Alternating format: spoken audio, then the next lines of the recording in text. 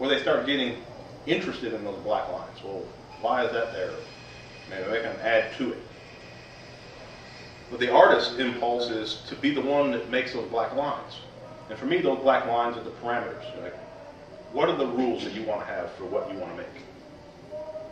If you know that you are the author of the rules, you also then get to be the receiver of the finished coloring book, or the space in which you want to work. Let's say I gave my rules for this, and I also get to color it in. I get to be the one that benefits from my rules, or the black lines. Well, what better thing is there to do in the world than to make the rules, or struggle over what the parameters are, make the pictures, and fill them in? I don't know. You know, that seems to be the only thing I want to do in life. I don't want to make other people's. I don't want to fill other people's rules in. You can keep talking about gas. Give it to the medium and grace, please. That's their job. They don't have anything better to do. No, I don't trust it in their hands. I won't put what I want to put together. Well, typically, when I first students, Then they worry about copyright. Nothing dries in this room. nothing drives in North Carolina.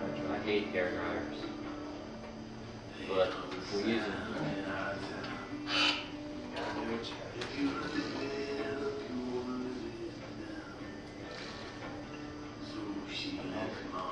Seth?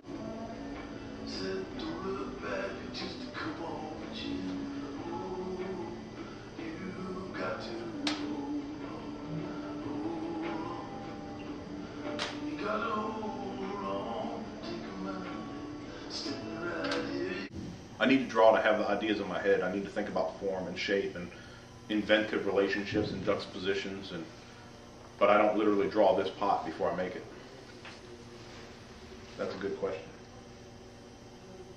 Now with some of my cloud cups, I'm actually starting to think about adding some new information, some pop culture references. I'm going to have like stylized, almost like graphic, cartoonish, comic book-like cloud explosions coming out of another side, and it might be a slab form or almost like Liechtenstein-esque 3D kind of versions.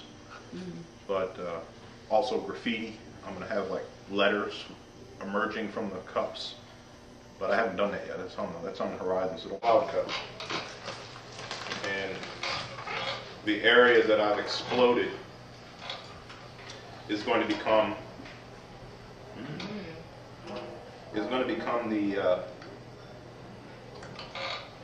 the wispy handle / tail area. Spit is the best glue, except that I'll probably end up with part-timer's disease eventually. That's sort of pop images now for me, coming from graffiti art. There's long been a time in graffiti that the backgrounds behind the words in graffiti were usually sort of a puffy cloud atmosphere, usually cartoonish in nature, but obviously a symbol. And that's what these cloud forms were in China anyway. They were symbolic versions of clouds. And so I think they've sort of grown beyond their source a little bit, and as I keep making them, they keep becoming my own and less about the origin and more about my own stylizations of them and their relationship to the uniqueness of making them a conjoined image with the cup image. And another attitude about pots and making vessels that I have is that they are these signs that we have in our lives. They represent this sort of space, this decorative space. And I ponder what it is that makes us want to populate our spaces with decorative objects. Why is there a market for a Walmart-made plastic 6th generation removed copy of a blue and white Ming Dynasty vase that's vacuum formed plastic with a crudely stenciled on blue and white decoration? And somebody's buying this for $2.19, putting some fake flowers in it and putting it on their mantle. But what are they actually buying? They're buying the image of something that represents another kind of acculturalization. And acculturalization is an interesting word. It's the accumulation of culture, or the sense that you are acquiring culture.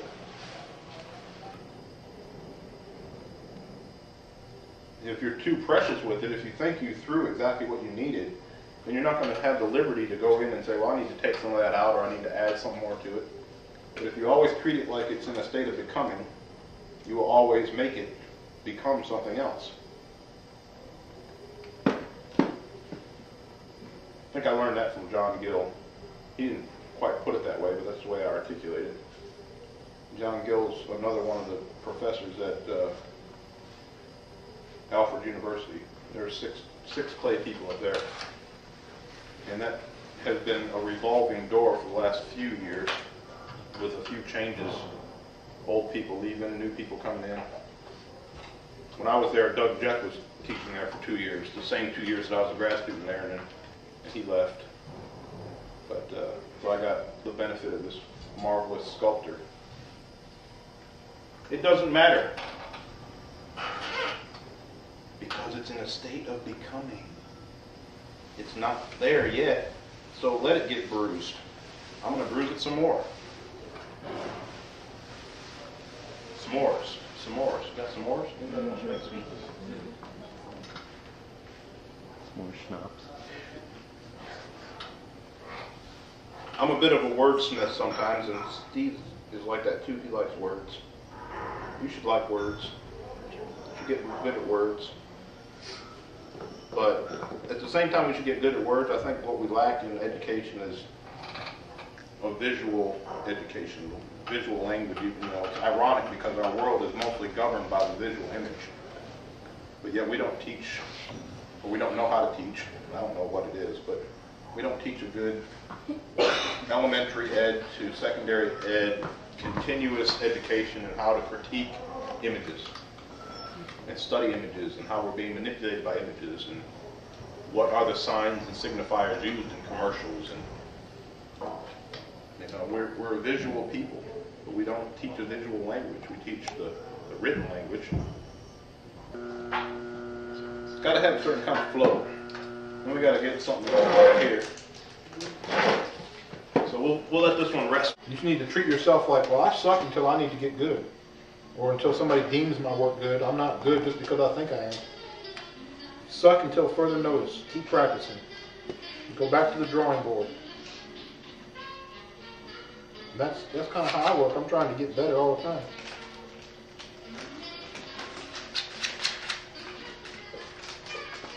I just love, you know, Aki Takamori, Chris Staley, Bobby Silverman, James Watkins, John Gill, Andrea Gill. All these people are like important teachers around the country, and they all came through Kansas City Art Institute from the tutelage of Ken Ferguson and Victor Babu and that. And there's similar traditions from other areas of the country, and it's all through academia, mostly in academia supporting more academia. But there are people that have not gone through that route and become important potters or artists, but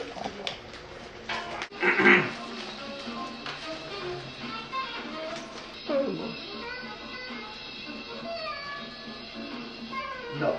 No. We'll do it tonight at dinner. Yeah. With the mariachi band. How long has he been here?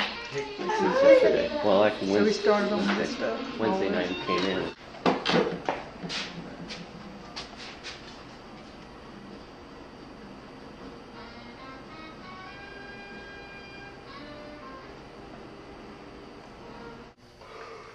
Some lady worth $15,000.